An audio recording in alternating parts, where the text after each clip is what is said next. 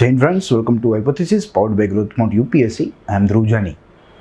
ये हमारी हाइपोथेसिस श्रृंखला का आज पहला लेक्चर रहेगा, पहला उपाख्यान रहेगा। और इसी श्रृंखला में हम लोग पहले उपाख्यान में यानी कि पहले स्टैंज में हम लोग वर्ल्ड हिस्ट्री की बात से शुरू करेंगे। वर्ल्ड हिस्ट्री की अभ्यास के साथ हम लोग अपनी जो शुरुआत है वह करेंगे।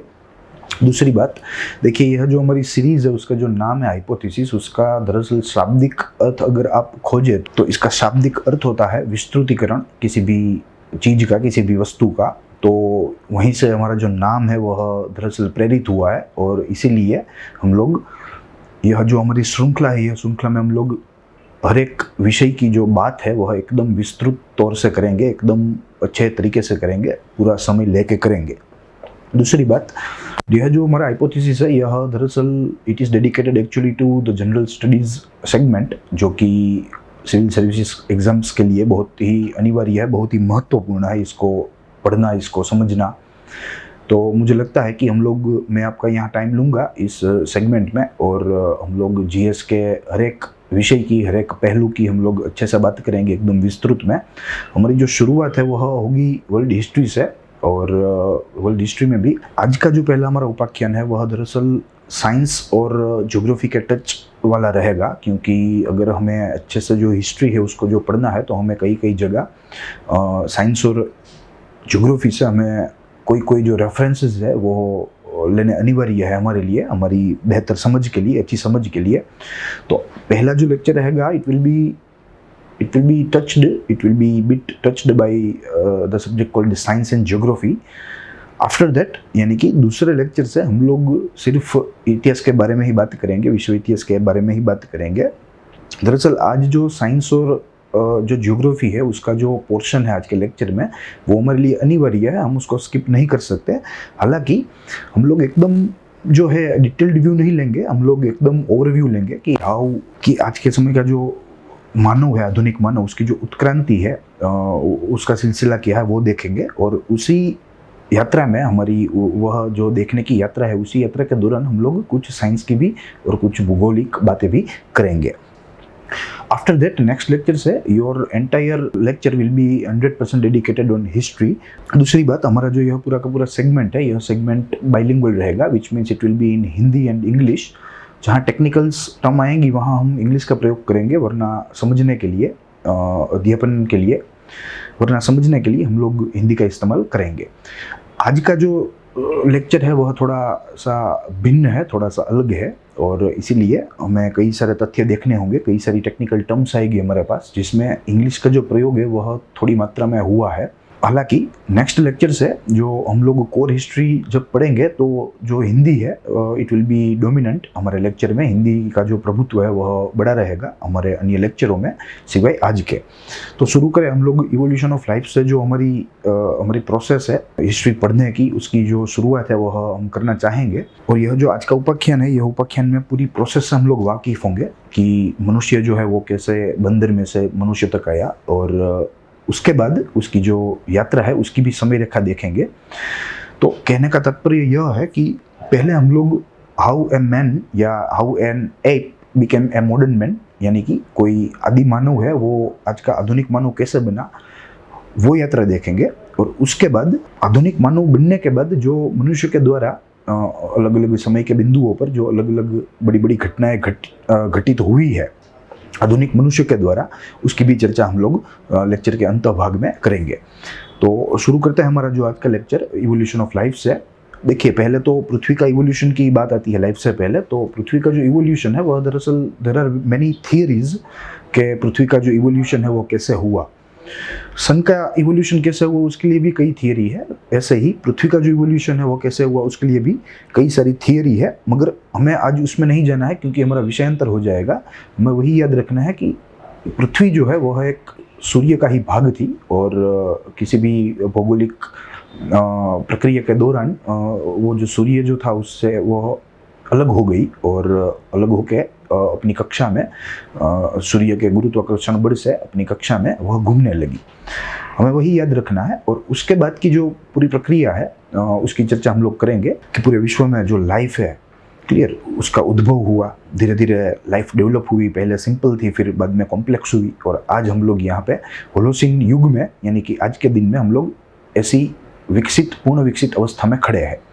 क्लियर, तो the lecture will be dedicated to the evolution of life, various theories of evolution of life, अलग अलग जो थियरीज है जो वैज्ञानिकों के द्वारा दी गई है हमें, उसकी भी बात करेंगे। आपको याद रखना है, इवोल्यूशन ऑफ अर्थ की बात नहीं करेंगे, वो एक दरअसल भौगोलिक विषय हो जाएगा, it will be A core geographic subject. तो उसकी बात हम लोग ज्योग्राफी में करेंगे, हमारे हाइपोथेसिस के हेडिंग के नीचे ही।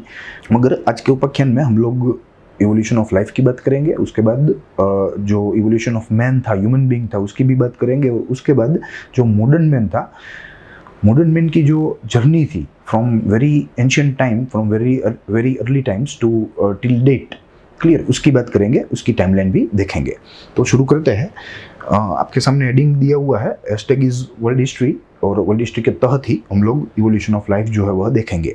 देखिए, एक बहुत महत्वपूर्ण बात है जो कि हाइपोथेसिस के संबंध में है, और मुझे लगता है कि मैं आपके साथ शेयर करूं, मुझे थोड़ा उचित लगता है, तो मैं 5 मिनट उस टॉपिक पर लूँगा, फिर उसके बाद हम लोग यह जो जर्नी है हमारी इवोल्यूशन की, वह जो है वो उसको शुरू करेंगे।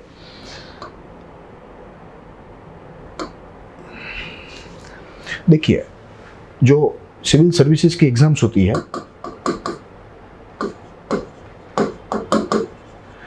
they are actually divided into 3 stages, जिसमें जो प्रथम स्टेज है वह रहेगा प्रिलिमिनरी, दूसरा जो स्टेज है वह रहेगा मेंस, और जो तीसरा रहेगा वह रहेगा पर्सनालिटी टेस्ट। इसे ब्रॉडली इंटरव्यू भी हम लोग कह सकते हैं। तो this are the main 3 stages of the civil services exams. अब इसमें हमें थोड़ा समझना है। देखिए, प्रिलिमिनरी जो है वह दरअसल एक क्वालिफाइंग स्टेज है,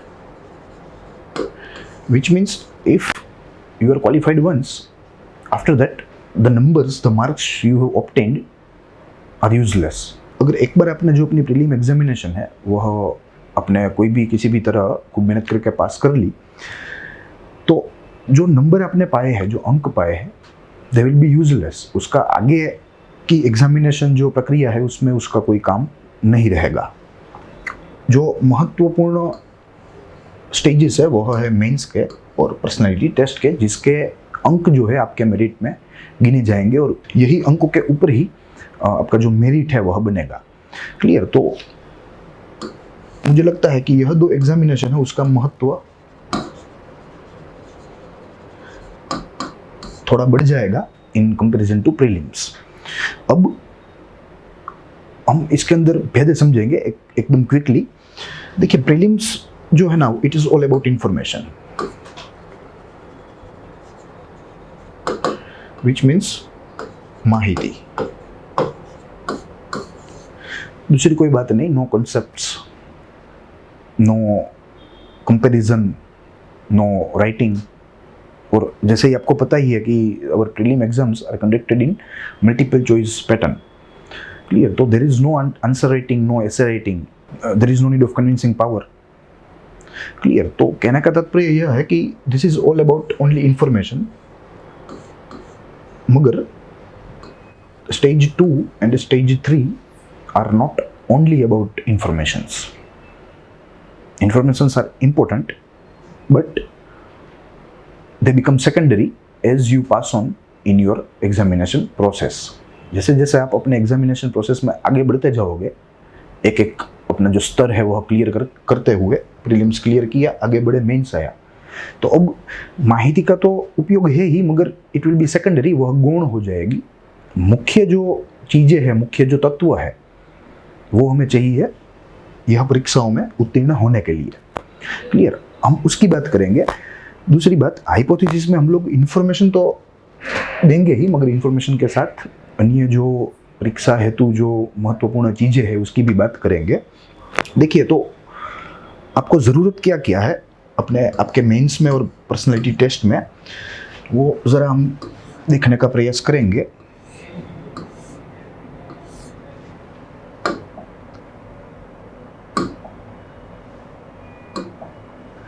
देखिए, सर्वप्रथम योर आंसर राइटिंग,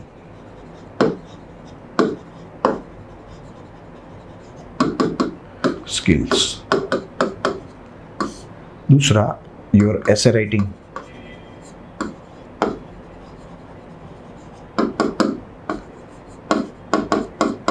तीसरा, your approach to convince.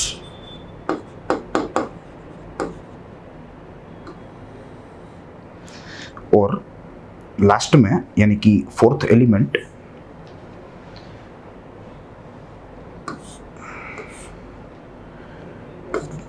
Comparative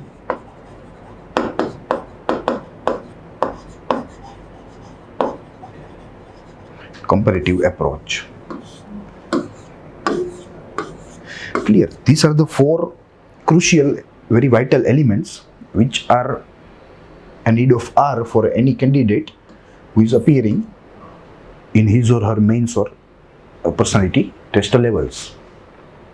Clear? तो यह सब चीज़ों की बात जो है यह बहुत महत्वपूर्ण है। अगर आप ये दो पड़ाव की बात करें परीक्षा में, तो प्रीलिम के लिए सिर्फ माहिती ही है। Clear? Only informations, nothing else. But as you move on, अलग अलग जो एलिमेंट्स है जो ज़रूरी है उसको भी आपको गैदर करना होगा, उसके ऊपर भी जो है आपको प्रभुत्व जो है हासिल करना होगा। तो हमारे यह हाइपोथेसिस सेगमेंट में हम लोग माहिती के साथ तो खेलेंगे ही, मगर माहिती का जो उपयोग है यह उपयोग इन सब चीज़ों में करेंगे। We will be using our information, our vital information to enhance our answer writing skills, to shape our essay writing skills, to make good comparative approach, to develop more convincing power, more powerful convincing power. मुझे लगता है कि mains और interview के लिए यह सब जो सारी चीज़ें हैं माहिती के साथ, यह सब अति आवश्यक चीज़ें हैं और इसका डेवलपमेंट जो है वह एकदम अनिवार्य है। तो हमारे हाइपोथेसिस श्रृंखला में हम लोग इन सब सारी चीज़ों की बात करेंगे। माहिती के साथ यह सब जो पहलू है, यह सब जो तत्व है उसकी भी बात करेंगे और ऐसे जो हमारी तैयारी है वह आगे बढ़ाएंगे। अब हम लोग आ जाते हैं हमारे टॉपिक के ऊपर आज के, जो इवोल्यूशन ऑफ लाइफ है। As you can see, evolution का हल्का मतलब होता है उत्क्रांति।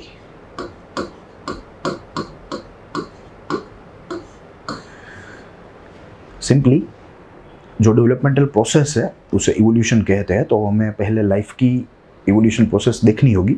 ह्यूमंस तो बहुत बाद में आएंगे, पहले लाइफ आ जाए, फिर लाइफ के बाद लाइफ में भी कई सारी जो कैटेगरीज है। पहले प्रोकैरियोटिक्स आए जो कि एकदम सरल कोशिकाएं थी, उसके बाद यूकैरियोटिक्स आए जो कि एकदम जटिल कोशिकाएं थी, उसके बाद प्रोटो एम्फीबियंस आए, एम्फीबियंस के पहले, उसके बाद प्रोटो मैमल्स आए।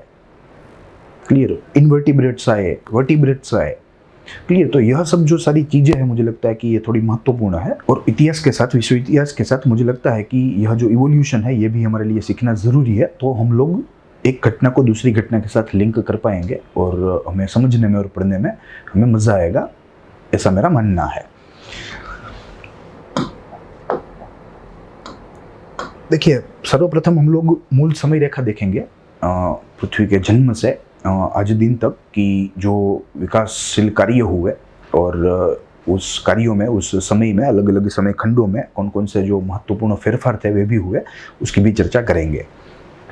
देखिए, सर्वप्रथम 4.6 बिलियन 4.6 बिलियन वर्ष के इतिहास में जीवन का इतिहास इस प्रकार है। यस, 4.6 बिलियन ईयर्स अर्थ फॉर्म्ड।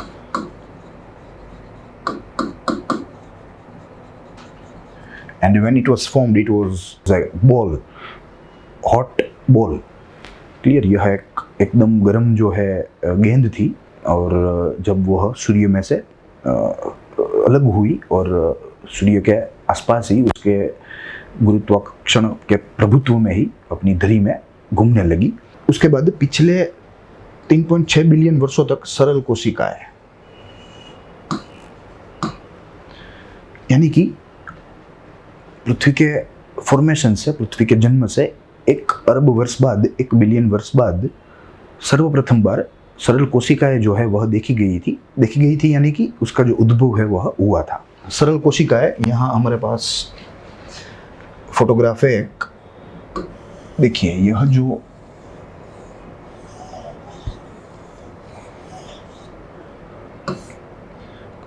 सेल दिख रहा है यह टेलीस्कोपिक व्यू है हमारे पास, और यह जो सेल है वह है प्रोकैरियोटिक।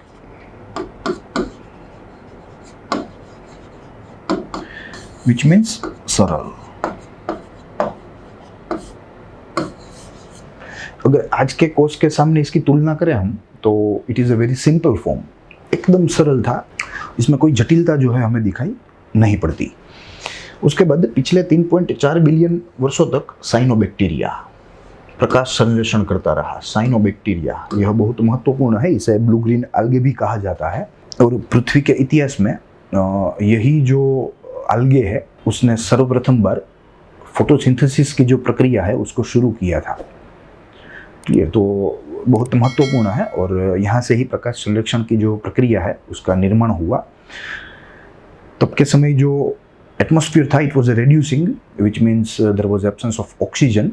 तो यहाँ से ही, साइनोबैक्टीरिया से ही जो ऑक्सीजन है उसका निर्माण जो है वह शुरू हुआ, क्योंकि उसने प्रकाश संश्लेषण की प्रक्रिया शुरू की, कार्बन डाइऑक्साइड अंदर लेना शुरू किया, और जो ऑक्सीजन था वह उसने बाहर फेंकना शुरू किया।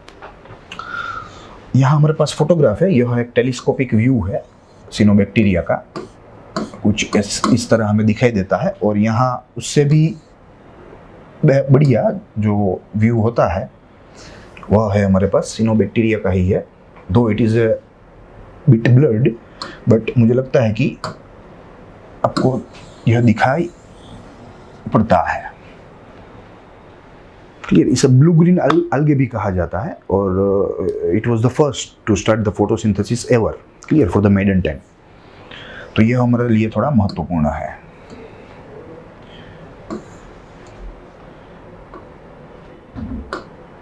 उसके बाद पिछले 2 बिलियन वर्ष तक जटिल कोशिकाएं, यानी कि यूकैरियोटिक्स।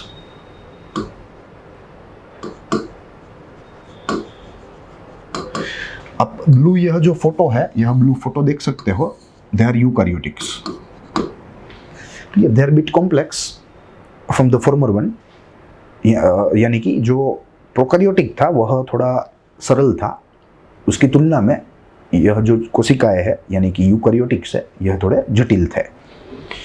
उसके बाद पिछले 1 बिलियन वर्षों से बहुकोशीय जीवन, यस, आज के समय जो हम लोग देख रहे हैं मल्टी सेलुलर ऑर्गेनिजम्स, बहुकोशीय जीव, मनुष्य भी उसमें शामिल होता है, क्योंकि हमारे भी 1 से अधिक कोष होते हैं, 1 से अधिक कोष से हमारा शरीर जो है वह बनता है।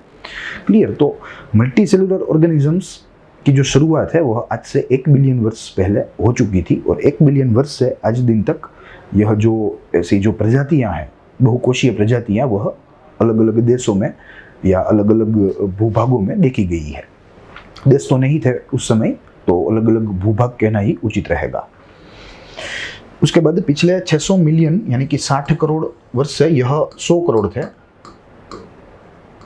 यह 2 थे, यह 3.4 थे और 3.6 थे। मुझे लगता है कि यह आप समझ सकते हो, एकदम सिंपल फिगर्स है। वर्षों तक सरल जंतु, क्लियर, पिछले 60 करोड़ वर्षों से सरल जंतु जो है वह बनना शुरू हो गया, और उसका जो जीवन है वह शुरू हो गया, और उसका बनना जो है यह मल्टी सेलुलर ऑर्गेनिजम्स से हुआ। क्लियर, क्योंकि इंसेक्ट्स भी हमारे जैसे ही मल्टी सेलुलर ही होते हैं, कुछ इंसेक्ट्स ही यूनिसेलुलर होते हैं, while other are generally multicellular. तो पहले तो जटिल कोशिकाएं आई, एक कोशिका आई जटिल, दूसरी आई, तीसरी आई, चौथी आई, पांचवी आई, उसमें से एक मल्टी सेलुलर ऑर्गेनिज्म बन गया, वह फर्दर डेवलप हुआ तो एक सरल जंतु बन गया, एक सिंपल इंसेक्ट फॉर्म हो गया। इसमें हम लोग फ्लाई का उदाहरण ले सकते हैं। फ्लाइज आर सिंपल इंसेक्ट्स, तो they are multicellular simple insects. उसके बाद पिछले 500 मिलियन वर्षों से यानी कि 50 करोड़ वर्ष से मछली, वो प्रोटोएम्बियन मछली महत्वपूर्ण है, और प्रोटोएम्फिबियन यानी कि आद्य उभयजीवी।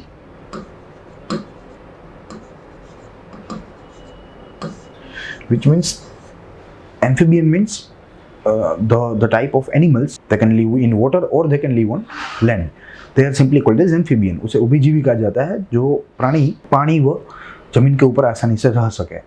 तो सर्वप्रथम प्रोटो एम्फीबियन जो है वह आज से 50 करोड़ वर्षों के पहले इस धरती के ऊपर उसका जो उद्भव है वह हुआ था। उसके बाद from last 475 million years which means 47.5 crore वर्षों से वनस्पति land plants it was the first forest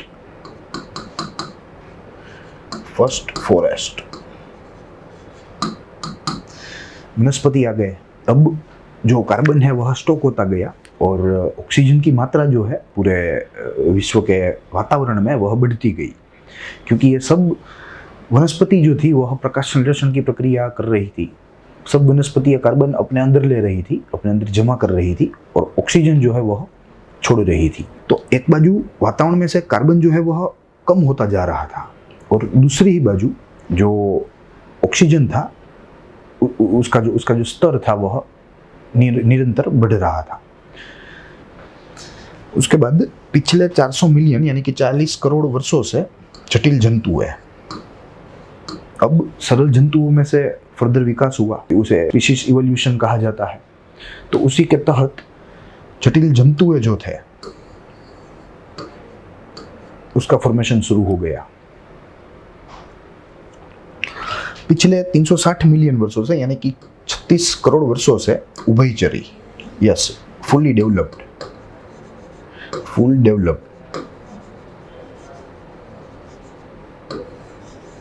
हमने यहां देखा वह आद्य रूप था, उसमें से अभी विकास जो है वह होना बाकी था।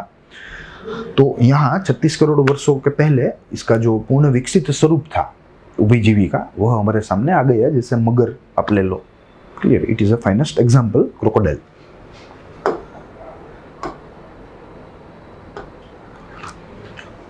उसके बाद पिछले 300 मिलियन यानी कि 30 करोड़ वर्षों से सरीसृप यानी कि रेप्टाइल्स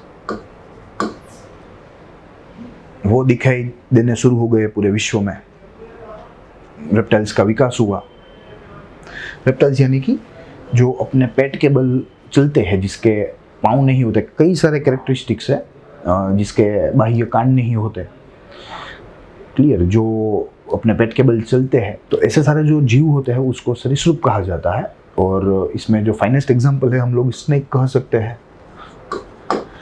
सांप जो है यह उसका एक अच्छा उदाहरण हम कह सकते हैं।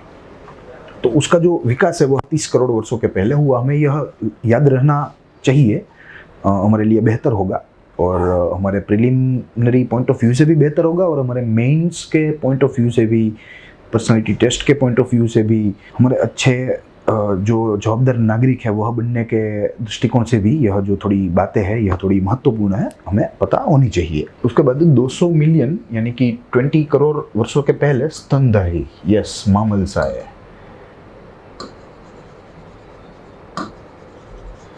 अब धीरे धीरे मनुष्य की जो उत्पत्ति है उसके जो द्वार है वह धीरे धीरे खुलने लगे। आज दिन तक जो द्वार थे वे बंद थे, बट जैसे ही मैमल्स का एडवेंट हुआ, मैमल्स का उद्भव हुआ, जैसे ही वे इवोल्व हुए, उस तरह जो मनुष्य की जो उद्भव की प्रक्रिया जो थी उसको भी धीरे धीरे अब वेग मिला, उसके लिए भी दरवाजे जो थे वे खुल गए। उसके बाद पिछले 15 करोड़ वर्षों से यानी कि 150 मिलियन ईयर्स अगो पक्षियों का उद्भव हो गया। आज के दिन हम जो पक्षी देख रहे हैं वह पिछले 15 करोड़ वर्षों से यह पृथ्वी के ऊपर घूम रहे हैं, अपना जीवन जो है वह व्यतीत कर रहे हैं। उसके बाद पिछले 130 मिलियन यानी कि 13 करोड़ वर्षों से फूल आ गए, फर्स्ट फ्लावरिंग प्लांट।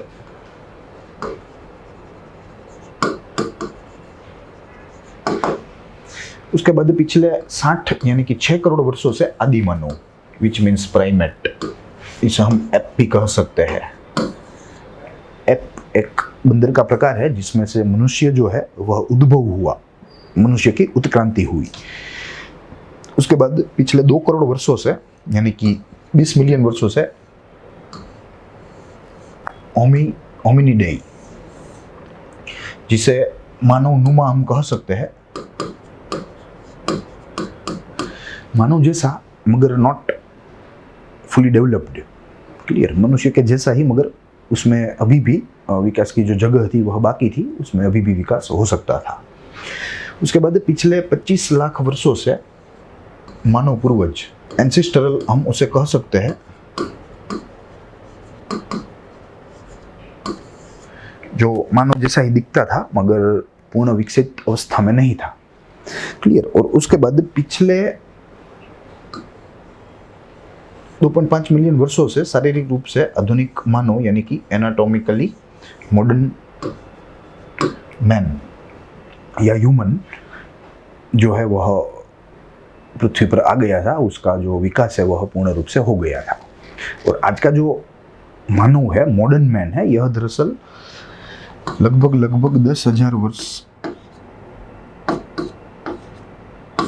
से ही आता है।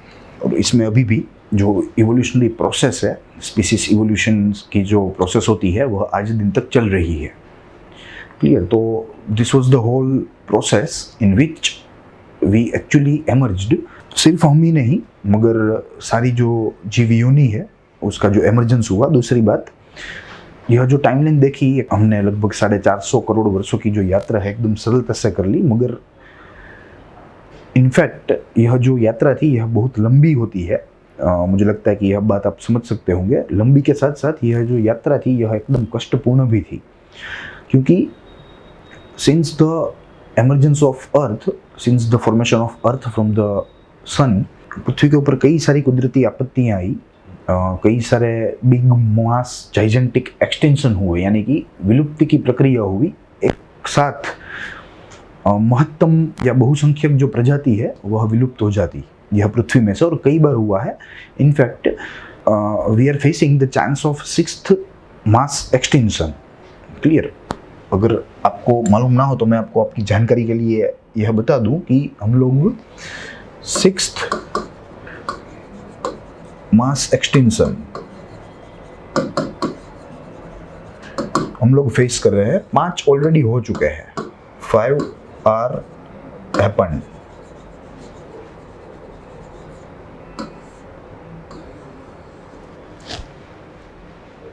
Clear, and we are waiting for the 6th one to happen.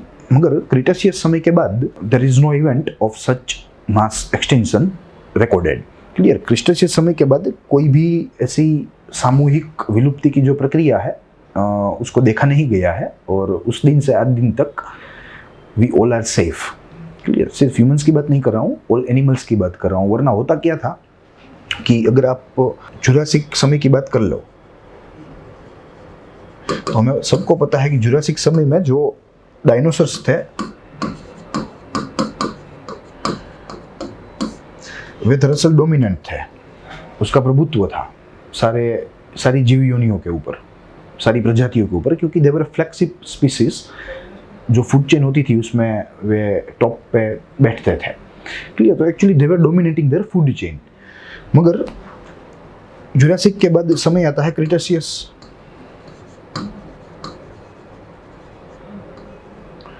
यह क्रिटेशियस समय में मीटियोराइट्स हुआ, यानी कि उल्का वर्षा हुई, एकदम भारी मात्रा में उल्का वर्षा हुई। यही उल्का वर्षा ने बहुसंख्यक जो डायनासोर्स की प्रजाति थी उसको नुकसान पहुंचाया, उसको हानि पहुंचाई। उसके बाद यह जो मीटियोराइट्स थे, यह जो उल्काएं थी, वह इतनी बड़ी थी और इतनी गति से पृथ्वी के साथ वह टकराई कि अंदर से जो गर्म लावा था वह लावा जो है एकदम उकल के बाहर आ गया, कई सारी जगहों से बाहर आ गया। तो there was a mass explosion of volcano, यानी कि there was a volcanic eruption. ज्वालामुखी प्रस्फोटन की जो प्रक्रिया है वह अलग अलग भूभागों में पूरे विश्व में शुरू हो गई। तो जो कुछ बचे कुचे थे डायनासोर्स, यह ज्वालामुखी की प्रस्फोटन प्रक्रिया से मर गए। So that is how in the Cretaceous period the mass, या आप उसको जाइजेंटिक बोल लीजिए या उसको आप बिग बोल लीजिए, extension was happened. Clear, and since that time no mass extension is recorded till date. उसके बाद आज के दिन तक कोई ऐसी सामूहिक विलुप्ति की जो प्रक्रिया है उसको कहीं पे ट्रेस नहीं किया जा सकता। क्लियर। एंड क्रिटेशियस वाली जो थी वह 5th थी, और इसीलिए हम लोग राह देख रहे हैं 6th मास एक्सटिंक्शन के होने की या उसकी प्रक्रिया की। इसके बाद हम लोग देखें तो देखिए हमारे पास थोड़ी थियरीज है, जो थियरीज हमारे लिए थोड़ी महत्वपूर्ण साबित हो सकती है, और सभी जो थियरीज है वह अपने आप में विशिष्ट है, उसका महत्व है, और हम लोग एक एक करके देखेंगे और जितना ज़रूरी हो उतना देखेंगे। बाकी का हमारा जो विज्ञान है या भूगोल है उसके अंदर हम लोग उसको देखने का, उसको समझने का प्रयास करेंगे। देखिए various theories of evolutionary history of life, यानी कि उत्क्रांति का इतिहास।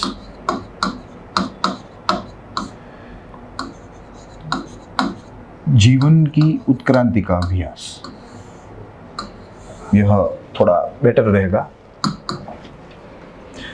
देखिए फर्स्ट वन स्पेशल क्रिएशन हम लोग पहले देख लेते हैं, फिर मैं आपको ब्रीफ करूंगा। दूसरा जो है वो है स्पॉन्टेनियस क्रिएशन। तीसरा कॉस्मोजोइक और पेंस्पर्मिक। उसके बाद आएगा बायोजेनेसिस। उसके बाद आएगा कैटास्ट्रोफिज्म, और जो लास्ट वन है वह है modern concept of life. Last जो कॉन्सेप्ट है modern concept of life, it is actually universally accepted right now. आज के दिन यह जो कॉन्सेप्ट है उसका जो एक्सेप्टेंस है वह यूनिवर्सल हो गया है, और कई सारे जो महानुभव है उन लोगों ने अपने जो विचार है वे मॉडर्न कॉन्सेप्ट ऑफ लाइफ नामक जो थियरी है उनके तहत रखे हैं, और वे हमें लगता है कि वे अधिकांश रूप पे वे सिद्ध भी हो रहे हैं।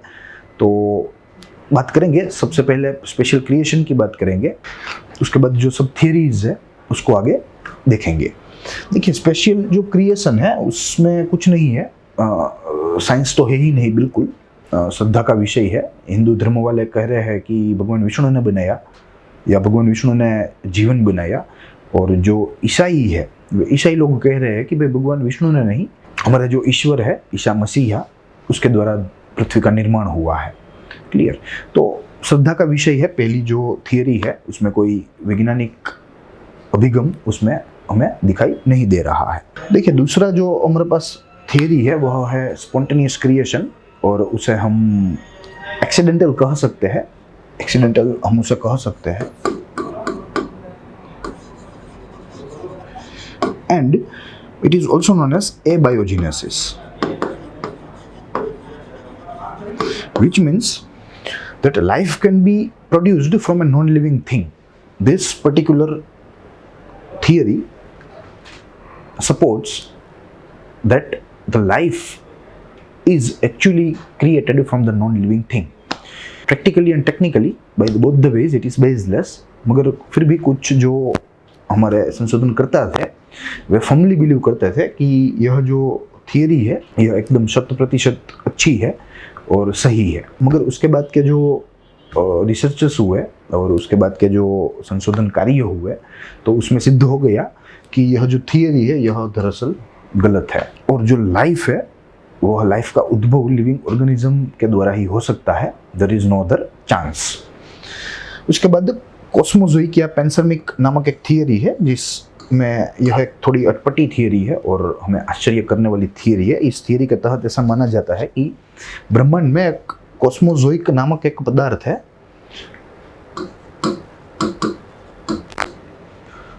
और यह पदार्थ के साथ ही यह जो जीवन है यह जीवन इस पृथ्वी पे आया है। क्लियर। तो थोड़ी आश्चर्यजनक है, उसके साथ साथ थोड़ी अनसाइंटिफिक भी है, अवैज्ञानिक भी हमें लगती है। उसके बाद बायोजेनेसिस है जिसकी मैंने बात की है। Biogenesis this both are different. अगर ये बोल रहे हैं कि non living things play major role in producing life, clear, then this theory says that only living thing can play a role in producing further life. तो यह theory ऐसा बोल रही है कि सिर्फ जीवित वस्तु ही जीवन प्रदान कर सकती है, जीवन को आगे बढ़ा सकती है। इसके बाद कैटास्ट्रोफिज्म विच मीन्स विनाश की बात है कि कोई विनाश हुआ, कोई जैसे मैंने वो मीटियोराइट वाली आपको जो बात बताई ऐसा कुछ हुआ, ऐसी कुछ प्रक्रिया हुई और उसी के तहत जीवन जो है उसका उद्भव हो गया, उसका जन्म हो गया। और last one, modern concept of life, जैसे कि मैंने बोला कि इट इज यूनिवर्सली एक्सेप्टेबल, और इसी के तहत there are various branches. Clear? यह जो कॉन्सेप्ट है यह केमिकल ओरिजिन की भी अलग थियरी बताता है, बायोलॉजिकल ओरिजिन की भी अलग थियरी बताता है। हालांकि इसकी बात हम लोग एकदम विस्तृत रूप से नहीं कर पाएंगे क्योंकि हमारे पास जो समय संसाधन है वह कम है, और हमारा जो आज का विषय है यह विषय भी वर्ल्ड हिस्ट्री है, तो विषयांतर होने का डर है। क्लियर? मगर इसकी हम विस्तृत चर्चा जो है ये हमारे विज्ञान के जो लेक्चर्स आएंगे हाइपोथेसिस के हेड के नीचे ही, तो इन सब चीज़ों का हम लोग उसमें भरपूर अभ्यास करेंगे और इन सब चीज़ों की बात करेंगे। देखिए, अब आगे हम लोग एक एक जो थियरी है उसमें जो तथ्य है वह देखते आगे जाएंगे।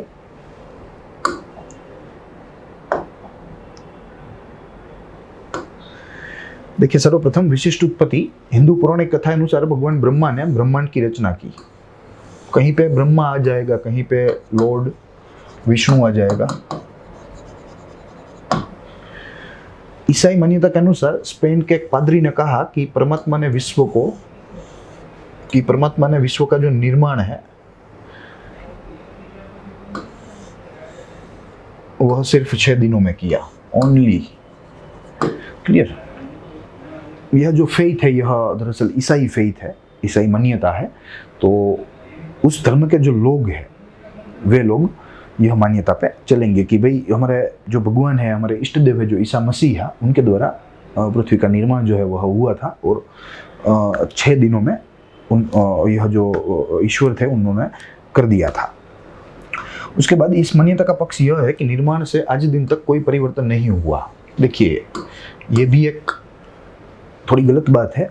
परिवर्तन जो है वह दरअसल होता आया है पूरे विश्व के जन्म की, यानी कि पृथ्वी के जन्म से आज दिन तक की जो यात्रा है उसमें हजारों बार, करोड़ों बार परिवर्तन जो है वे होते रहे हैं। तो यहाँ से भी हमें मालूम पड़ता है कि दिस इज बेसिकली या टेक्निकली या scientifically it's a wrong theory. उसके बाद कोई वैज्ञानिक आधार नहीं, सिर्फ श्रद्धा से ही स्वीकृत। Yes, it is actually only believed on the basis of faith, on the basis of belief. Otherwise there is no scientific support to this particular theory. उसके बाद अगर दूसरी थियरी की बात करें तो हमारे पास ब्रह्मांडीय उत्पत्ति यानी कि कॉस्मोजोइक या पैंस्पर्मिक थियरी कह सकते हैं। देखिए, कॉस्मोजोइक या panspermic they are one and the same, they are 2 different word for one thing.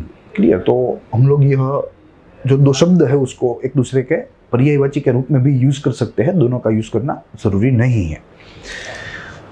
देखिए, इस सिद्धांत के अनुसार पृथ्वी पर जीवन अन्य खगोलीय चीजों से आया है। अन्य खगोलीय यानी कि सेलेस्टियल ऑब्जेक्ट्स, और यह ऑब्जेक्ट्स जो है जिसका फोटो हमारे पास है ऐसे गिर रहा है पृथ्वी के ऊपर।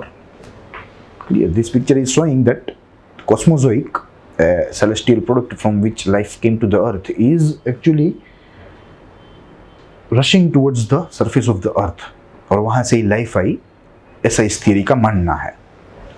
इस सिद्धांत का प्रथम उल्लेख ग्रीक के तत्वचिंतक एनेक्सागोरस नामक एक तत्वचिंतक थे, एकदम एंशिएंट समय में, उनके द्वारा किया गया था। इस सिद्धांत का पक्ष यह है कि ब्रह्मांड में कॉस्मोजोआ नामक एक जैविक तत्व मौजूद है। Cosmozoa, clear? It is an actually organic element which is present in universe, ऐसा माना जाता है। यह जैविक तत्व ब्रह्मांड में मुक्त रूप से विचरण कर रहा है। अगर यह जैविक तत्व को अनुकूल परिस्थिति मिले तो जीवन में रूपांतरित हो सकता है। According to this theory, there is one organic element named Cosmozoa which is actually freely roaming in the universe. और अगर यह कॉस्मोजोआ को अनुकूलित वातावरण मिले, कंड्यूसिव एनवायरनमेंट मिले, तो it can be transformed into life. तो यह जो थियरी है, यह थियरी में भी 2 पक्ष है। एक पक्ष जो है यह थियरी को मानता है, दूसरा पक्ष जो है यह थियरी को मान्य नहीं रखता है। क्लियर। हमारे पास कुछ फोटोग्राफ्स है जिसमें हमें कॉस्मोजोआ पृथ्वी के ऊपर जाता दिख रहा है, पृथ्वी के ऊपर रश करता दिख रहा है पृथ्वी की दिशा में। Clear. Here is the another photograph जिसमें कॉस्मोजोआ जो है वह थोड़ा बड़ा है और ये भी पृथ्वी की तरफ आ रहा है। क्लियर। बट टेक्निकली मुझे लगता है कि यह जो थियरी है यह पॉसिबल नहीं है। अगर पॉसिबल होती तो हमारी जो स्पेस एजेंसीज है वे लोग ढूंढ लेते, मगर आज दिन तक इन एजेंसियों को ऐसा कोई अवशेष जो है, ऐसी कोई बात जो है वह पता नहीं चली है। तो उसी के तहत हमें लगता है कि यह जो थियरी है यह थियरी थोड़ी अनसाइंटिफिक हो सकती है और हमें यह पूर्ण रूप से माननी नहीं चाहिए। उसके बाद अगर हम बात करें तो स्वाभाविक उत्पत्ति या अनायास, विच मीन्स एक्सीडेंटल आप कह सकते हैं, जिसकी बात हमने की थी abiogenesis, no living organism required to birth life। हम समझना है, हम लोग जीवन के जन्म की बात कर रहे हैं। इस सिद्धांत का पक्ष यह है कि जीवन निर्जीव वस्तु से पैदा होता है, जिसका जिक्र हमने किया, which is technically not sound, which is scientifically unsound theory। Jan Baptist van Helmont नामक कोई शास्त्री थे, उसके द्वारा यह एक प्रसिद्ध जो प्रयोग है वह हुआ था। उसने कोई गंदी जगह पर जूते के साथ जो मोजे होते हैं उसमें कुछ अनाज के दाने डाले, गेहूं के दाने डाले और उसको सड़ते हुए रख दिया किसी भी जगह पर। आफ्टर सम टाइम ही एक्चुअली इवोल्यूटेड दैट ऐसा करने से चूहे जो है वे उत्पन्न हो रहे हैं। ही मेड पब्लिक कि मैंने जो एक्सपेरिमेंट किया है वह 100% सच्चा है, मगर जो फर्दर रिसर्चेस हुए, फर्दर स्टडीज हुए, क्लियर, तो उन स्टडीज ने, उन रिसर्चेस ने, यानी कि संशोधकीय प्रक्रियाओं ने सिद्ध कर दिया कि technically this theory is actually not possible, क्योंकि लाइफ के लिए लिविंग ऑर्गेनिज्म जो है दे आर प्रीरिक्विसाइट, प्रथम जरूरियत की वस्तु है, उसके बाद तो जो है चीजें आगे बढ़ेंगी। प्रयोग के अनुसार चूहे का जन्म गंदी जगह पे गेहूं के दाने वो पसीनेदार कमीज रखने से होता है। यस, कमीज आप कह लो या आप मोजे कह लो, क्लियर। तो यानी कि कोई कापड़ की बात की गई है जो कि एकदम पसीनेदार हो, बदबूदार हो, और उसको भी गंदी जगह पे रखना है, उसमें अनाज जो है वो डाल के, तो उसमें से चूहे निकलेंगे। यह जो महानुभाव है उसको ऐसा लगता था और वे ऐसा फर्मली बिलीव करते थे, मगर ऐसी कोई बात थी नहीं। देखिए, यह जो एबायोजेनेसिस हमने शब्द देखा, यह शब्द दरअसल ग्रीक शब्द है। इसके तहत हम लोग इसके 3 भाग कर सकते हैं। ए बायोजेनेसिस,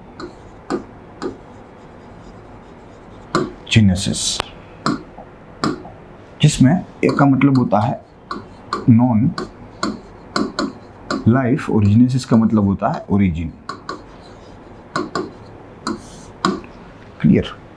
जीवन का उद्भव निर्जीव वस्तुओं में से। तो सुनने में ही यह जो थियरी है, यह थियरी हमें थोड़ी साइंटिफिकली साउंड नहीं लगती, मगर यह जो महानुभाव थे, यह महानुभाव एकदम दृढ़ता से यह मानते थे कि उसने जो एक्सपेरिमेंट किया वह 100% सच्चा है। Clear. He was actually chemist,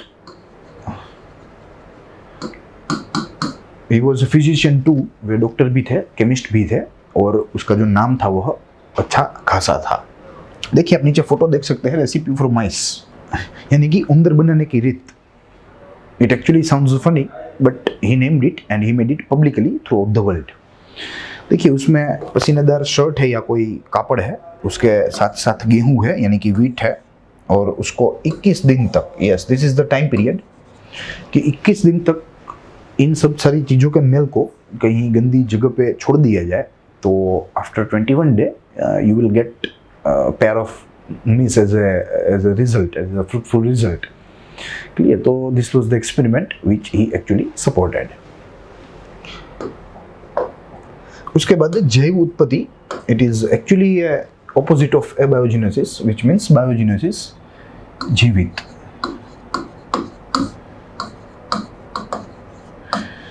जीवित वस्तु ही जीवन को आगे बढ़ा सकते हैं। Clear? There is no doubt in that, और आप लोगों को भी उसमें कोई शंका नहीं रहनी चाहिए। इस सिद्धांत के अनुसार जीवन की उत्पत्ति जैविक वस्तु से ही हो सकती है। जैविक वस्तु हो तो ही उत्पत्ति शक्य है, otherwise there is no chance. यह सिद्धांत को लॉ ऑफ बायोजेनेसिस कहा जाता है। उसमें से ये भी एक ग्रीक वर्ड ही है, मगर उसमें से ए जो है वह निकल गया, विच मीन्स नॉन निकल गया, तो ओनली लाइफ ओरिजिन हो गया। लाइफ से ही लाइफ ओरिजिन हो सकती है। Francisco Reddy proved as early in 1668 that higher forms of life did not originate spontaneously. Yes. लगभग 17वीं शताब्दी में यह जो महानुभाव है फ्रांसिस्को रेड्डी, उसने एक सिद्धांत दिया, और उस सिद्धांत के तहत जो एबायोजेनेसिस की जो थियरी थी उसको यह महानुभाव ने अमान्य ठहराया और बोला कि जीवन को उत्पन्न करने के लिए जैविक वस्तु ही आवश्यक है। निर्जीवी वस्तु या अजैविक वस्तु से जीवन जो है वह उत्पन्न नहीं हो सकता। और उसके बाद वर्ष 1864 में लुईस पास्चर ने प्रयोग करके परिणाम घोषित किए, popular as swan neck flask experiment. Clear? Very simple experiment, but it actually cleared our concept. जो हमारे मन में जो कन्फ्यूजन्स थे उस समय की बात कर रहा हूँ, हम तो बहुत बाद में आए, तो एक तरह से फॉर्चुनेट भी है कि हमको सब पहले से पता ही है, सिर्फ पढ़ना ही है। मगर ये लोग जो थे, they were actually executing the things to know the absolute truth of the universe. They were actually hustling. तो यह महानुभाव ने एक फ्लास्क लिया, फ्लास्क में कोई मिश्रण मिलाया, ईस्ट डाली, शुगर डाली, इन सब सारी चीज़ों का मिश्रण किया। उसके बाद उसको जबरदस्त तरीके से गर्म किया। यह सॉल्यूशन को, जो ईस्ट और शुगर से बना था, यह सॉल्यूशन को एकदम गर्म किया। उसके बाद solution boiled for several minutes, उसको थोड़े समय के लिए उसको गर्म किया। क्लियर? और उसके बाद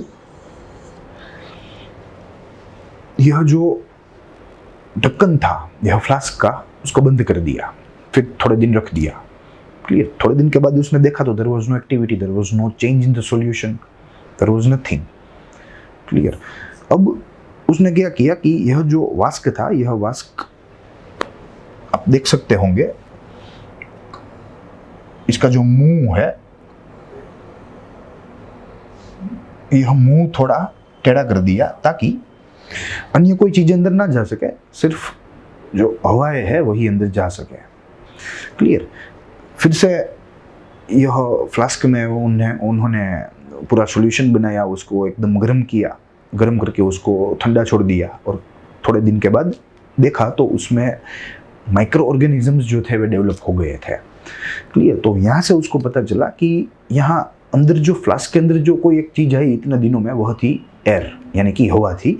तो हवा उसके साथ कोई जैविक तत्व लाई है, और वही जैविक तत्वों के हिसाब से यहाँ भी माइक्रो ऑर्गेनिजम्स जो है वह फर्दर डेवलप हो गए। क्लियर? अगर हवा के साथ जो वो माइक्रो ऑर्गेनिजम्स नहीं आते, तो उसने देखा था अपने अगले एक्सपेरिमेंट में कि there was no change in the solution. Clear? तो यहाँ से सिद्ध हुआ कि लाइफ जो है it can be start by only living things. जीवित वस्तु से या जैविक वस्तु से ही जीवन जो है वह आगे बढ़ सकता है। वो बात यहाँ से सिद्ध हुई। तो यह महानुभाव ने यह फेमस एक्सपेरिमेंट किया, which is known as flask experiment. और यहाँ से हम लोगों को यह जो सिद्धांत है यह मिला कि 100% लाइफ जो है it can be happen only by organic material. उसके बाद एक विनाशकारी प्रवृत्ति नामक एक थियरी है, जिस थियरी का जो अभ्यास है वह जॉर्ज कुवियर नामक महानुभाव ने किया था। सब पश्चिम के हैं। भारत में तो लोग जो थे वे इस तरह के संशोधन करके चले भी गए थे फिर से ऊपर। क्लियर, इतने पहले आ गए हमारे भारत में। मगर यहाँ के जो थे वे 17वीं 18वीं सदी में थे, और इसी वजह से हम लोगों के पास उन लोगों के बारे में पुख्ता जानकारी है, इसीलिए हम लोगों को यह पढ़ना पड़ रहा है। अगर जो हमारे जो पूर्वज थे, अगर उन पूर्वजों ने अगर कोई नोंद की होती, तो मुझे लगता है कि इन सब सारे महानुभावों को वह नोंद को पढ़ने की ज़रूरत पड़ती अपने प्रयोगों के पहले।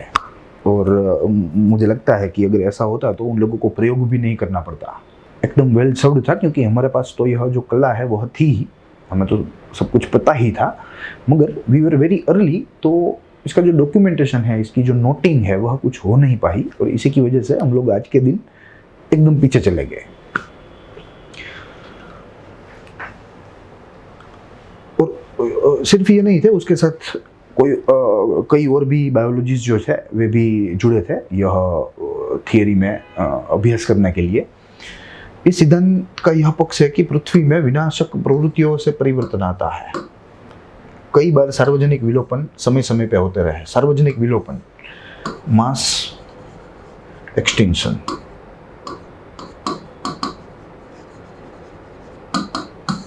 जैसे कि मैंने बताया कि we are waiting for sixth, it can come at any point of time.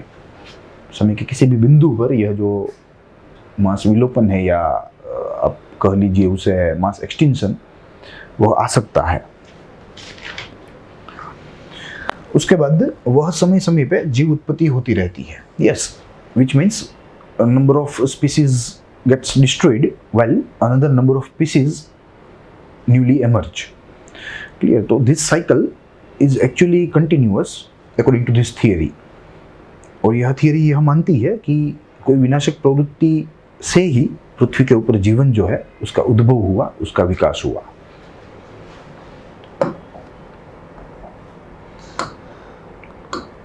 अब जो आखिरी थियरी है, जो कि शुरुआत में ही हमने उसकी चर्चा की, which is actually universally accepted, तो उसकी हम बात करें। इन 1920s, hypothesis framed by British scientist J.B.S. Haldane and Russian bioscientist Operin, Alexander Oparin आप कह सकते हो, जिसे कलेक्टिवली ओपरेन हल्डेन थियरी कहा जा सकता है। दोनों का काम था, दोनों का अभ्यास था, और दोनों ने साथ में मिलकर ही पूरी थियरी जो है उसको बनाया था। They have written this hypothesis in the book named Origin of Life on Earth. This theory is widely accepted scientific theory. दोनों का मानना था कि जैविक गुण या जैविक कण यानी कि एटम का उद्भव अजैविक तत्वों से हुआ है, बाह्य ऊर्जा की हाजिरी में। यह बाह्य है। पृथ्वी का प्रारंभिक वातावरण परिवर्तक या लघुकारक यानी कि रेड्यूसिंग था, simply low amount of free oxygen. दोनों का यह भी मानना था कि जीवन का प्रारंभिक रूप समुद्र में हुआ था, और वो जीवन विषमपोषी था, which means heterotrophic था, नहीं के स्वपोषी था। See, these are some suggestions, yeah, these are some experiments which are actually suggested, which are actually studied by the Operin-Haldane duo। और इन लोगों का फॉर्मली मानना था कि पृथ्वी जो है, पृथ्वी के ऊपर सर्वप्रथम जो जीव आया वह समुद्र में आया, पानी के नीचे आया, और वहाँ भी जीव सृष्टि जो है उसका विकास पहले हुआ। उसके बाद यह जीवन जो है वह जमीन के ऊपर आया। क्लियर। और ये लोग ऐसा भी मानते थे कि उस समय जो एटमॉस्फेयर था वह रेड्यूसिंग था, जिसका जिक्र हमने शुरुआत में किया अपने लेक्चर में, कि there was a reducing atmosphere in the oxygen, यानी कि ऑक्सीजन जो है वह था ही नहीं, it was next to zero. जो आज अच्छे प्रमाण में है ऑक्सीजन हमारे वातावरण में, वह it was next to zero at that time. और एक प्रश्न यहाँ से ये भी उठता है कि अगर आज दिन जैसा जो एटमॉस्फेयर शुरुआती पृथ्वी में होता तो क्या जीवन जो है वह उत्पन्न हो पाता? Because actually life is emerged in the condition of reducing atmosphere. तो आज के एटमॉस्फेयर जैसा ऑक्सीजन अगर होता तो क्या लाइफ जो है वह उद्भव हो सकती थी?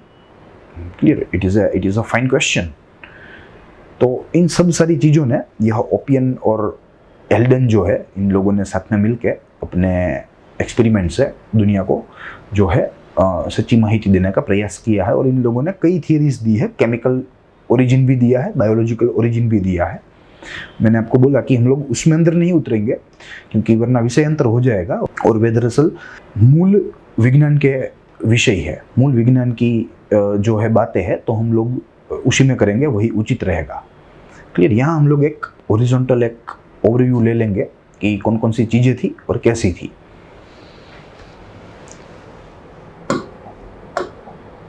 देखिए, यह जो ओपरेन हल्डन थियरी है ओरिजिन ऑफ लाइफ की, उसमें दो उन लोगों ने भाग कर दिए है, केमिकल और बायोलॉजिकल, जिसका जिक्र हमने किया। केमिकल में origin of life, it's primitive atmosphere, यानी कि प्रारंभिक वातावरण,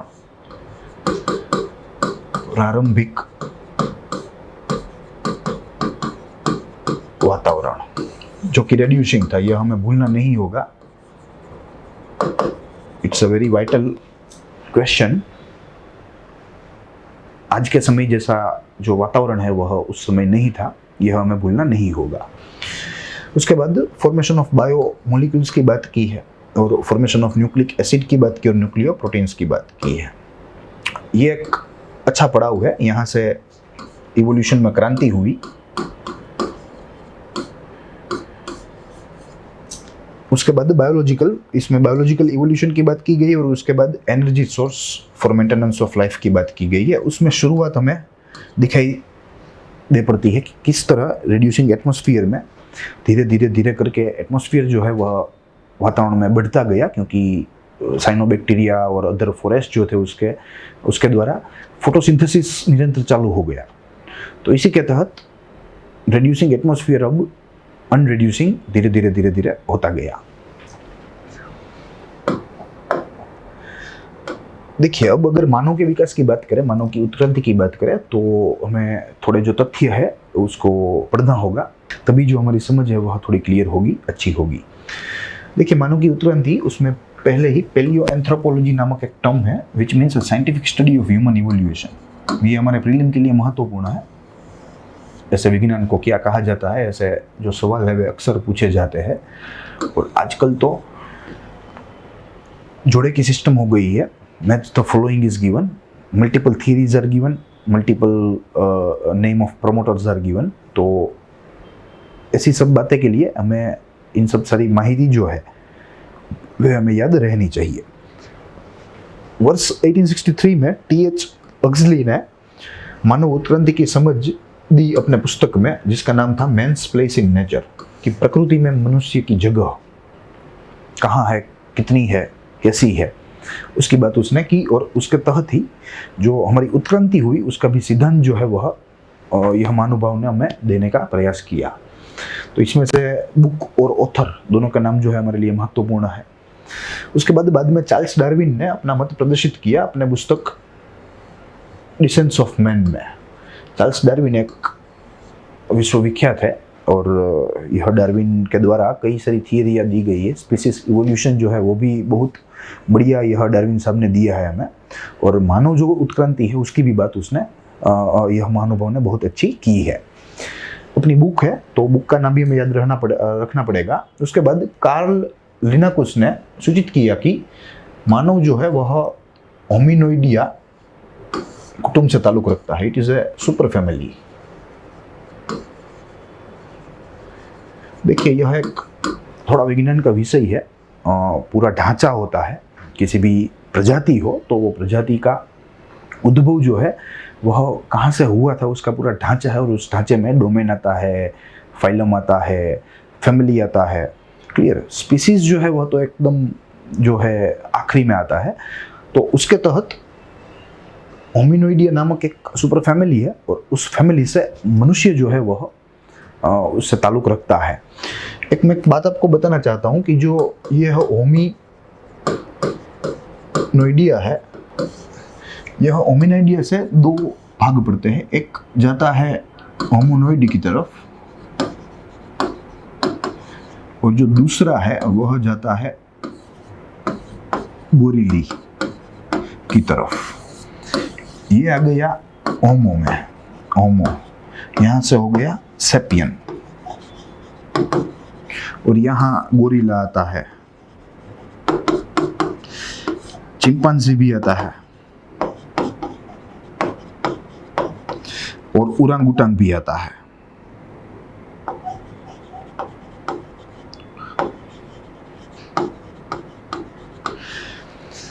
क्लियर? तो यह पूरा चार्ट है। हमें इस बात को कोई याद रखने की ज़रूरत नहीं, मगर हमारी समझ के लिए बेहतर होगा कि जो होमोनिडिया फैमिली है उसमें से दो विभाजन होते हैं। एक विभाजन जो है वह होमोनॉइड की तरफ जाता है, दूसरा विभाजन गोरिल्ले की तरफ जाता है। होमोनॉइड आगे चल के हमें होमोसेपियंस बना देता है, वेल गोरिल्ला जो है वह एप्स की जो स्पीसीज है वहाँ तक सीमित रहता है। तो this is a very important thing. उसके बाद पैतृक मानवीय के अवशेष में हमें एशिया, अफ्रीका, यूरोप से मिले हैं। Asia, Africa, Europe. यहाँ हमारे पास एक मैप है जिसके तहत हम लोग यह जो चीज़ें हैं वह थोड़ी देख सकते हैं। देखिए, एशिया की बात की, अफ्रीका की बात की, यूरोप की बात की। This is Asia, this is Africa और दिस इज यूरोप। क्लियर? तो तीनों जगह पे हमें आदि मानव के जो अवशेष है वे प्राप्त हुए हैं, और एशिया में तो कई जगह प्राप्त हुए हैं। एशिया में यहाँ जो चाइना है यहाँ भी प्राप्त हुए हैं, भारत में भी प्राप्त हुए हैं, इनफैक्ट भारत के गुजरात में भी प्राप्त हुए हैं। एंसेस्ट्रल जो ह्यूमंस थे उसके अवशेष, उसके हड्डपिंजर इत्यादि। क्लियर? हमें अफ्रीका में जो ईस्टर्न कोस्ट है, यह ईस्टर्न कोस्ट में वसवाट जो है वह होता था, और ऐसा भी कहा जाता है कि भारत का या गुजरात का जो आदिमानव था वह दरअसल अफ्रीका के पूर्व तट से आया था, जहाँ अन्य जो देश बसते हैं जैसे केनिया हो, तांजानिया हो, डिजिबोटी हो। क्लियर? तो ऐसे जो देश थे वे देशों के साथ पहले जो भारत था वह जुड़ा हुआ था ऐसे।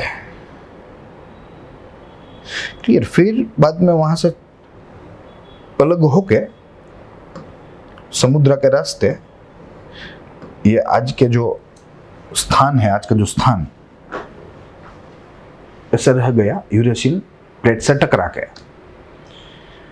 ये तो ऐसा भी कहा जाता है। तो हमें याद रही रखना है कि 3 खंडों में से हमें हमारे जो पितृक मानवी थे, आदिमानव थे, उनके देहावशेष हमें वहाँ से प्राप्त हुए हैं, हाडपिंजर्स के रूप में या मानव कंकाल के रूप में। उसके बाद अगर हम बात करें तो हमारे पास एक चार्ट या स्मार्ट आर्ट आप उसको कह लीजिए, माइंड मैप भी आप उसको कह सकते हैं, broad stages of human being. These all are the stages from where we traveled and we reached at the point we are today. जो सबसे पहले का जो मानवी था, प्रोपिलियोपिथेकस, यह मानवी दरअसल 25 मिलियन वर्ष पहले था, 25 मिलियन वर्ष के पहले था। और अगर इसको हम देखें तो यह वानर ही था, संपूर्ण रूप से यह वानर ही था। अब धीरे धीरे यह एरो है, इसको आपको फॉलो करना है। धीरे धीरे एरोपिथेकस रूप में उसका रूपांतरण हुआ या उसका विकास हुआ। ये भी वानर ही था, मगर थोड़ा सा सीधा। क्लियर?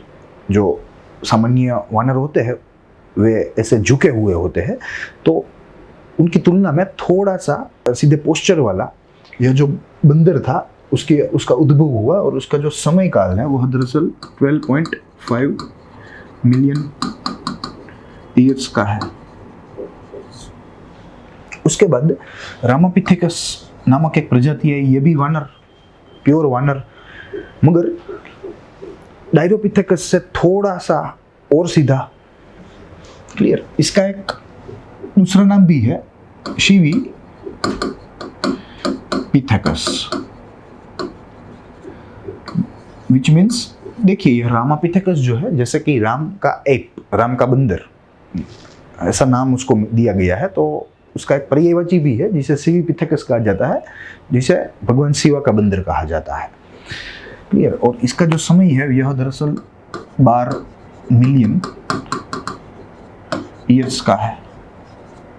लगभग। उसके बाद ऑस्ट्रेलोपिथेकस, समय 2 to 4 मिलियन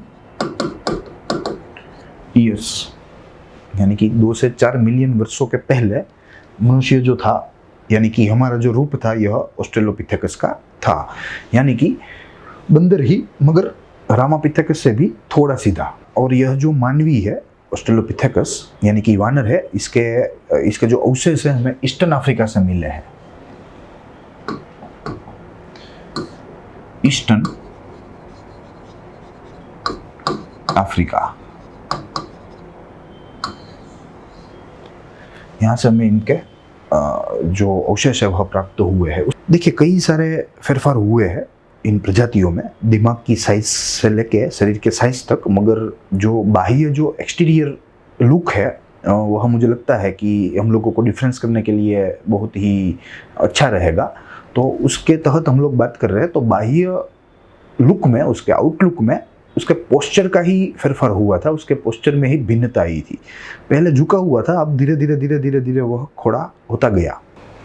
देखिए ऑस्ट्रेलोपिथेकस के बाद एक हमारे पास होमो इरेक्टस नामक जो है प्रजाति, वह प्रजाति का उद्भव हुआ। और यह जो प्रजाति है यह दरअसल फर्स्ट ह्यूमन टाइप, क्लियर। इसकी जो साइज है यह थोड़ी छोटी थी, मगर इसका जो चलना था वह एकदम सीधा था, मनुष्य के तरह दो अपने पांवों पर यह सीधा जो चलना है वह सीख गया। और इसकी जो समय सीमा है यह दरअसल 2 मिलियन वर्ष की है।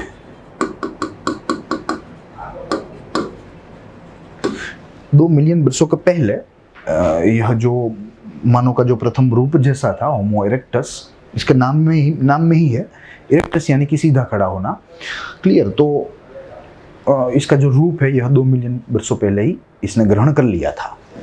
उसके बाद अर्ली होमोसेपियंस यानी कि आज के जैसे ही हमारे हम एंसेस्ट्रल्स कह सकते हैं।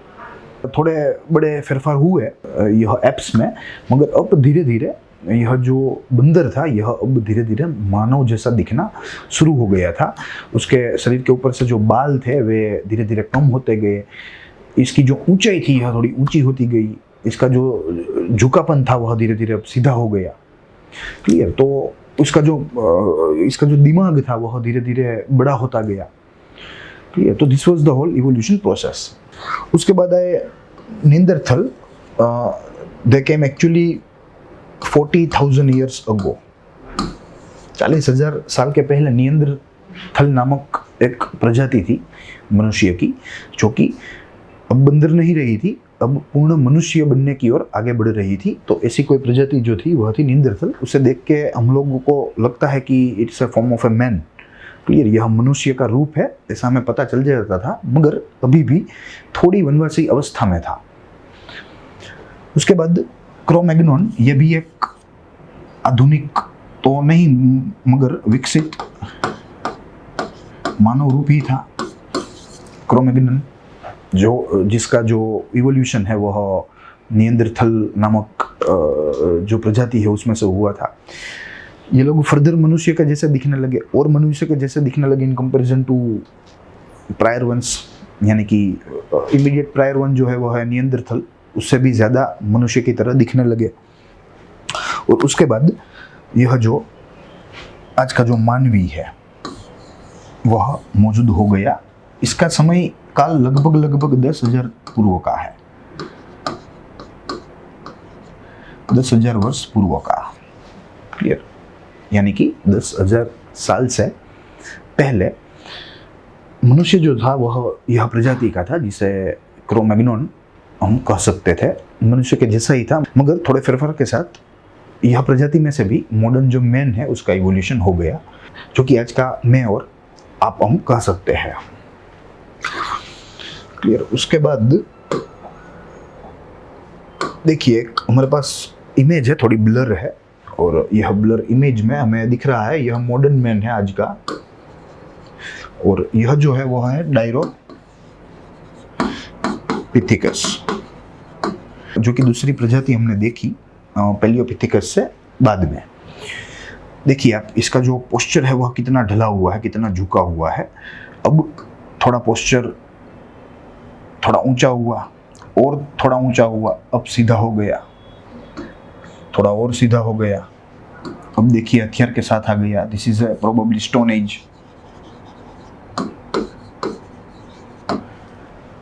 पाषाण युग है। और यहाँ कुछ हमें माहिती भी देखने को मिलती है। Common ancestor of app and man.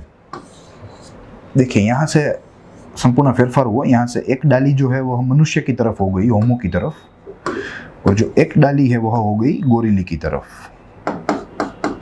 गोरिली वाले सब वानर हो गए और होमो वाले जो है वे धीरे धीरे उत्क्रांति में मनुष्य हो गए। उसके बाद first man like app, first primitive man like app. Clear, यह रामापिथिकस की बात है। रामापिथिकस। उसके बाद ऑस्ट्रेलियोपिथिकस आया, जो एक कॉमन लिंक है between app and man. Clear, यह जो मनुष्य है यह एप यानी कि बंदर और मनुष्य के बीच में एक जोड़ती कड़ी समान है। उसके बाद जो है हमारे फोरफादर्स आए यानी कि एंसेस्टर्स आए, उसके बाद क्रोमैग्नन आए, और उसके बाद आज के होमोसेपियंस आए, और होमोसेपियंस के बाद आज का जो है आधुनिक मानवीय आया। तो देखिए यह पूरी यात्रा रही, जिस यात्रा की शुरुआत जो है यह पेलियोपिथिकस नामक प्रजाति से हुई, जो कि एक बंदर की प्रजाति थी, और जो उसकी जो समाप्ति है यह यात्रा की यह मॉडर्न मैन तक हुई। इनफैक्ट यह दरअसल समाप्ति नहीं हुई, मगर आज दिन तक की जो बात करें तो यह जो यात्रा है उसकी समाप्ति हम लोग कर सकते हैं। वरना यह जो यात्रा है इवोल्यूशन की, उत्क्रांति की, यह निरंतर है, यह सदैव चलती रहेगी। क्लियर। अब देखिए मॉडर्न मैन आ गया। अब मॉडर्न मैन ने क्या क्या किया, यह इसकी टाइमलाइन है, समय रेखा है। तो 8-10 मुद्दे हैं हमारे पास, और इन मुद्दों में अगर हम बात करें तो सबसे पहले complex emergence of complex civilisation, जिसमें इजिप्ट, मेसोपोटामिया, सिंधु और येलो रिवर वैली यानी कि हुआंग ही। क्लियर। तो यह जो 4 सभ्यता है, प्राचीन सभ्यता है, यह सभ्यताओं का धीरे धीरे अब जो विकास है वह विकास होना शुरू हो गया आधुनिक मनुष्य के द्वारा। अब यह जो वर्ष है, यहाँ मैं ऊपर वर्ष लिखता चलूं, ईसा पूर्व 4000 BC की बात है। यह बात है 3000 BC की, जिसमें हिंदू धर्म और अन्य जो धर्म है उसका उद्भव जो है, सनातन धर्म उसे कहा जाता है, उसका उद्भव जो है वह धीरे धीरे होना शुरू हो गया। उसके बाद अमेरिका और ओशनिया, यह दरअसल इसे 2000 BC कह लीजिए। यहाँ पे भी जो आदि मानव था उसका जो वसवाट था वह रहने एक्चुअली लग गया था, उसका जो ड्वेलिंग है वह शुरू हो गया था। उसके बाद ग्रीक्स लोगों का उद्भव हुआ, जो कि BC में ही होगा। 1000 BC के बाद हमने अलेक्जेंडर की बात भी सुनी है कि ईसा पूर्व 325 में वो मृत्यु हुआ। उसके पहले उसने लगभग समग्र विश्व के ऊपर कब्जा कर लिया। वो जो सब बात हुई वो बात हुई 1000 BC के बाद की। अब जीसस का जन्म हो गया, तो this will be termed as a first year. अब यहाँ से एनो डोमिनी की शुरुआत हो गई। यहाँ तक बिफोर कॉमन एरा चल रहा था। अब एनो डोमिनी की बात हुई। जीसस की जो जन्म है वह शताब्दी को हम एक कह सकते हैं, पहली शताब्दी कह सकते हैं। उसके बाद रोमन एम्पायर, ये रोमन एम्पायर भी प्रथम शताब्दी में ही जो है इसका उद्भव जो है वह हुआ। उसके बाद इस्लाम आया लगभग 7वीं शताब्दी।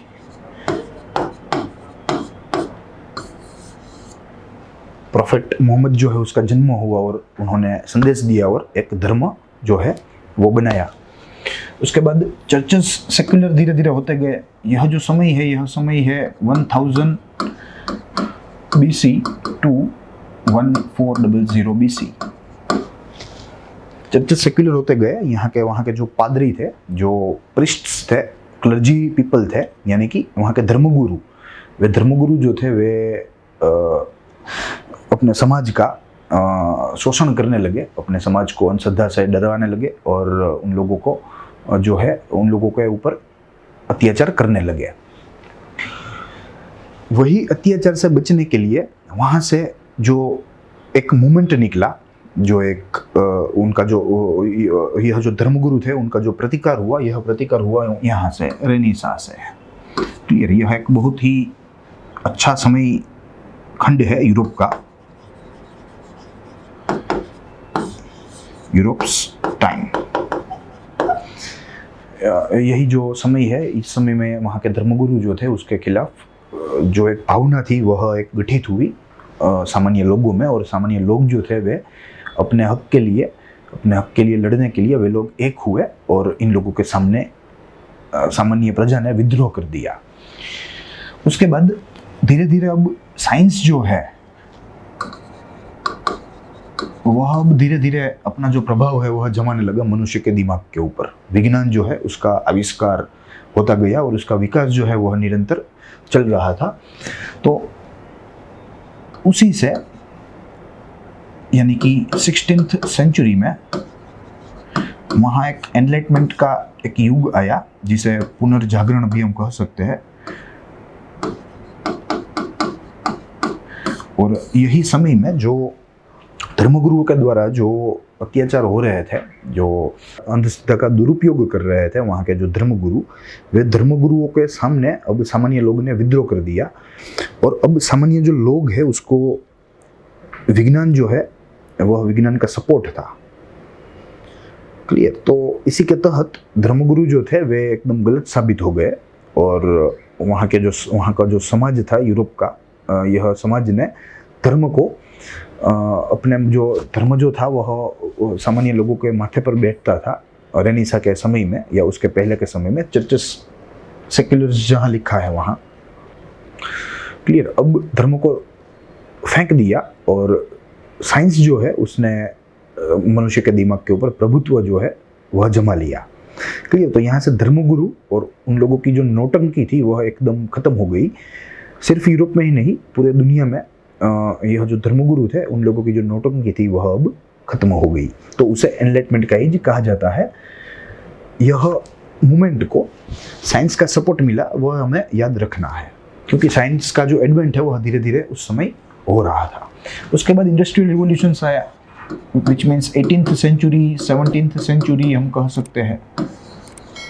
वैसे तो 3-4 आए यूरोप में, मेनली ब्रिटेन में, मगर हम लोग यह जो 2 मुख्य है उसको यहाँ उदाहरण के रूप में ले सकते हैं। और उसके बाद आज के दिन का जो मॉडर्न एज है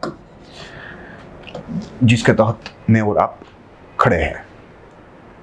क्लियर, तो this was the whole scenario which was actually performed by the modern man. हमने मॉडर्न मैन तक कैसे पहुंचे उसकी भी जर्नी देखी कि how from palaeopithecus to the modern man we actually evolved.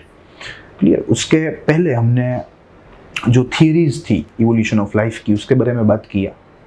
Clear, various theories देखी, उसके जो प्रमोटर थे उसकी भी बात की। नेक्स्ट लेक्चर से हमारा जो विषय रहेगा यह प्रथम बिंदु रहेगा। यह सब समय के बिंदु है अगर आप देखो तो। क्लियर, तो इनमें से हम लोग प्रथम बिंदु की बात करेंगे। प्रथम बिंदु के तहत जो विषय है यह विषय की एकदम खुल के बात करेंगे, एकदम समय लेके बात करेंगे। क्लियर, तो आज के उपाख्यान में इतना ही। नेक्स्ट लेक्चर में मिलेंगे नेक्स्ट सब्जेक्ट के साथ, नेक्स्ट मुद्दे के साथ जो कि इतिहास का होगा। और दूसरी बात, you can get the PDFs from our description box link. तो आप लोग पीडीएफ डाउनलोड करें, उसको एकदम अच्छे तरीके से पढ़े।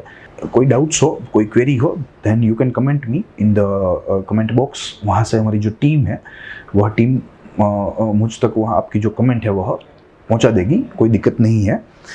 तो मिलेंगे नेक्स्ट लेक्चर में नेक्स्ट सब्जेक्ट के साथ। तो till then stay tuned, stay safe, stay watching growth mount education.